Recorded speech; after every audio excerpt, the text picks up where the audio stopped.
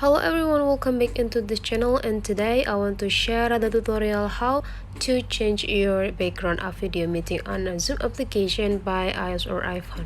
So first thing we're gonna do is open the Zoom application, and we will be generated into the meeting sections is assigned by this camera with the white color.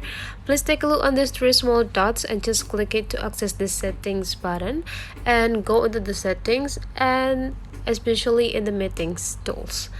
And after that, please just focus on the video, and if you can see there is a background and effects, just click it. This is the camera with the background, so you can choose the background that provided by Zoom here, or you can also choose your own background by click this plus button, and then you just need to allow access into the all photos, and you can choose which picture that you want to use for the background. For me, I want to use this. And now it's all done. When you join the meeting room, you will have this as your background. So that's all the way you change the background on Zoom meeting. If you find that this video is really useful for you, don't forget to leave some comment, like, and subscribe into this channel.